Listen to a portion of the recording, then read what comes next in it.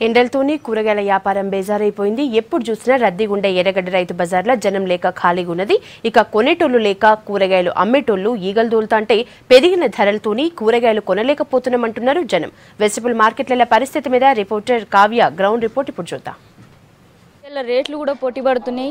మనం ప్రస్తుతం ఎర్రగడ్డ రైతు బజార్ కాడ ఉన్నాం. ఇక్కడ దొండకాయ, వంకాయ, టమాటా ఈ 3-4 కూరగాయలు మినహా అన్నీ కూడా 50-60 వరకు కూడా ఉంటున్నాయి. మరి కూరగాయలు రాకపోవడానికి ఒక ఎండలు ఒకటే కారణం. ఇక్కడ ఉండే వినియోగదారులతో పాటు వ్యాపారులు కూడా, రైతులు కూడా ఉన్నారు. మరి ఫస్ట్ వీళ్ళతో మాట్లాడదాం మనం, ఎట్లున్నాయి కూరగాయల రేట్లు అనేవి. కూరగాయల రేట్లు అనేవి పెరిగిపోయినాయి. అంటే అక్కడ ఉన్న బోర్డు మీద రేట్లు కూడా తీసుకోవట్లేదు వీళ్ళు, ఇంకా ఎక్స్ట్రా తీసుకుంటున్నారు. ఎందుకంటే అన్ని రౌండ్ ఫిగర్ చేస్తున్నారు. 20-30 ఏదంటే అది వాళ్ళ ఇష్టం ఉన్నది. అక్కడ 30 ఉంటే బోర్డు మీద 30 ఉంటే ఇక్కడ 40 తీసుకుంటారు. ఇంకా 15-16 అట్లా వాళ్ళ ఇష్టం.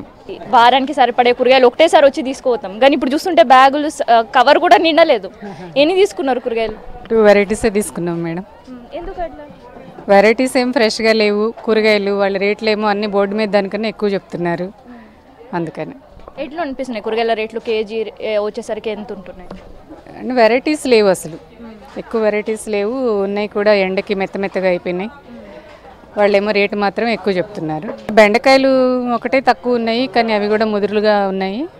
మిగతావన్నీ టమాటో కూడా తక్కువే ఉంది, కానీ మిగతావన్నీ ఎక్కువే ఉన్నాయి. రైతు బజార్ ఎప్పుడు కూడా జనాలతో కిటకిటలు ఆడుతుండే, పొద్దున్న నుంచి వెళ్ళి సాయంత్రం. అది శని ఆదివారాలు అయితే రైతు బజార్లో కిక్కిరిసిపోతుండే జనాలు. కాకపోతే ఎండ వేడికి కూడా మనం చెప్పుకోవచ్చు, ఎండ వేడికి మొత్తం రైతు బజార్ మొత్తం ఖాళీగా కనిపిస్తుంది. దాంతోపాటు కూరగాయల రేట్లు కూడా కొంచెం పెరిగినట్టే కనిపిస్తున్నాయి. అంటే మెయిన్గా ఎండల కారణం.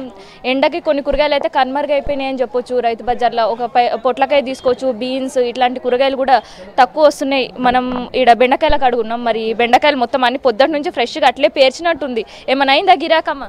ఏం లేదమ్మా. ఎందుకు అట్లా? మరి ఏం గిరాకీ లేదు.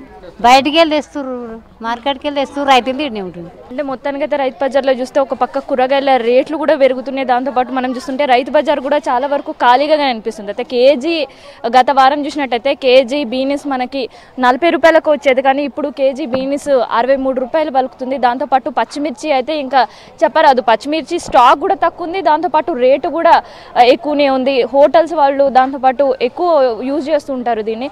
మరి పచ్చిమిర్చి కాత ఎట్లుంది అనేది అడుగుదాం. ఎట్లుంది మిర్చి కాత? ఎట్లుంది? 50 రూపాయలు. 50 రూపాయలు. ఎందుకు తక్కువగా అనిపిస్తుంది మిర్చి మార్కెట్లో? వస్తలేదు మిర్చి. ఎందుకు? రైతులది ఎక్కువ వస్తలేదు కదా, ఎండలకు వంటలేవు. వస్తలేదు. మరి రేటు ఎప్పటి వరకు ఇట్లనే ఉంటుంది? మరి ఎండాకాలం అయిపోయాకుంటుండొచ్చు. ఇంకెక్కువ పెరిగే అవకాశం ఉందా? ఇంతే ఉంటుందా? ఎండకు పెరుగుతుండొచ్చు ఎండాకాలం అయిపోయే వరకు. మనం చూసినట్టయితే పొట్లకాయ, బీరకాయ, దాంతోపాటు బీనీస్ ఈ కూరగాయలు కూడా చాలా వరకు కనుమరుగైపోయినాయి అని చెప్పొచ్చు. ఉన్న కూరగాయలు కూడా కస్టమర్లు రాక చాలా వరకు పాడైపోతున్నాయి. మనం చూస్తే రైతు బజార్ ఖాళీగా కనిపిస్తుంది.